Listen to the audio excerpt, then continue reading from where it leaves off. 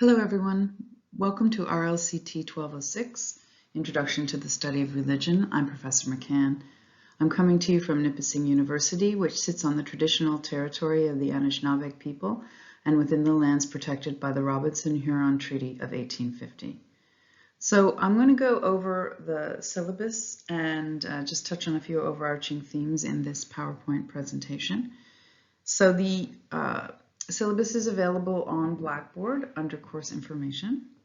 If you have any questions, please feel free to email me, or we can set up a time to speak on the phone or on Collaborate.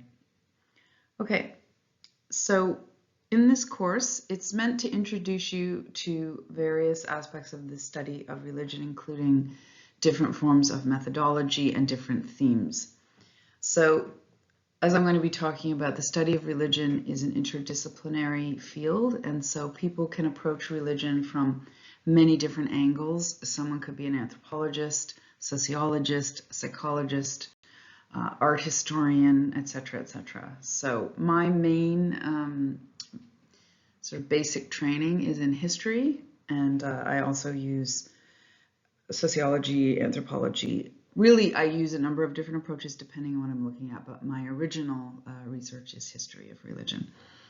So we're also going to be looking at a number of aspects of religion, starting out with definition. And as we're going to find out very quickly, this is much more difficult than it seems at first to define what we mean when we say religion. If you really think about it, you have a kind of a vague notion, but if you have to sit down with a pen and paper and write it out, it turns out to be very difficult.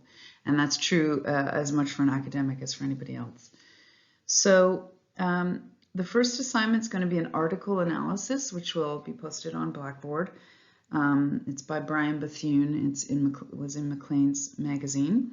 And you'll be doing a short article analysis. That's worth 10%. Then the next assignment is an essay proposal worth 15%.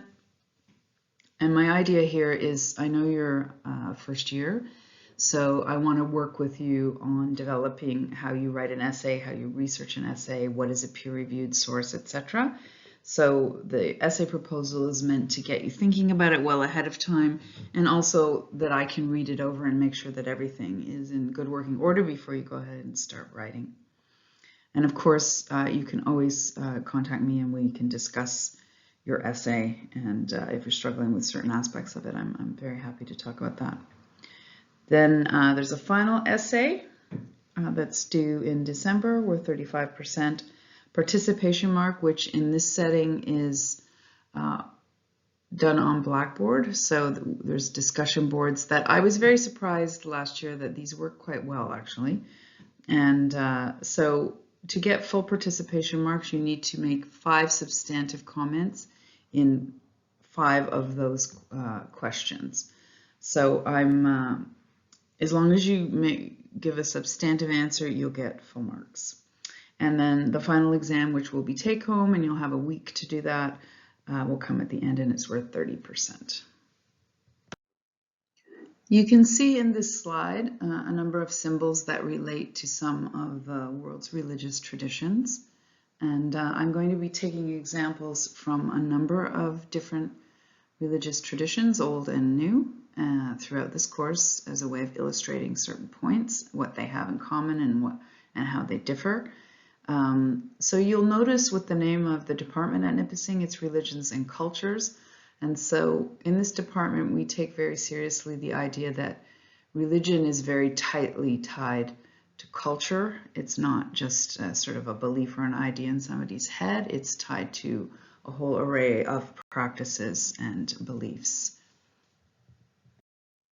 One aspect of religion that I will be highlighting, which is still a fairly new approach within religious studies. In the beginning, religious studies tended to focus a lot on theology and sort of elite ideas about religion, but I'm very interested as a person in how normal people practice and understand religion.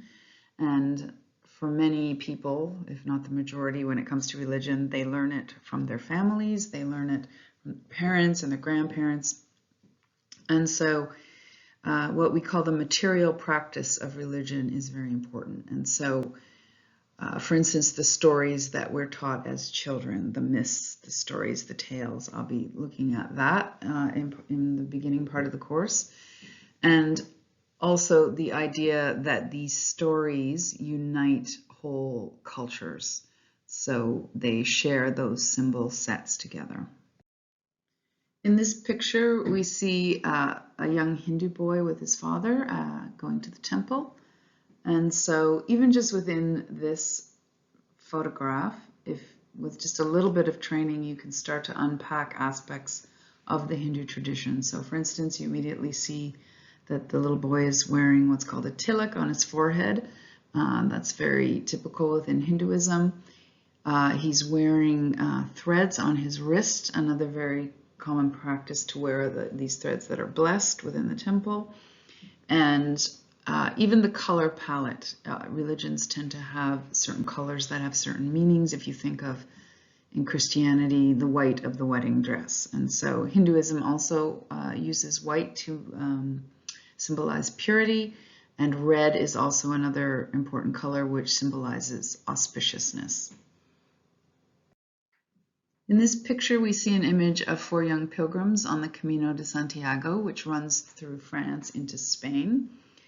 This pilgrimage is a very interesting example of how religious practices are developing and changing in the current time period. So this pilgrimage almost declined completely and then has gone through quite an amazing renaissance. And now attracts hundreds of thousands of pilgrims every year from all around the world. And we can talk about it more in detail when we get into that section, but pilgrimage is a very common practice. We find it in almost every one of the world religions.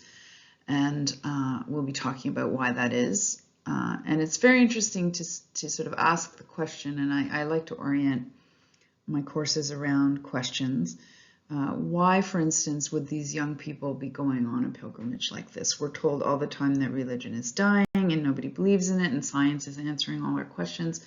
But it turns out that many, many people continue to practice religion. So what is this telling us about our modern culture? So this is the conclusion of this short introduction. I wanted to welcome you all to the course.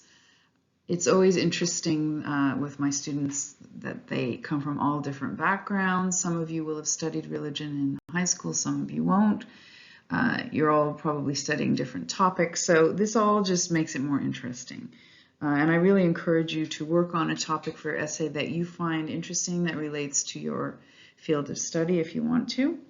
And I also encourage you to get the textbook, Introduction to the Study of Religion, and start reading through that now.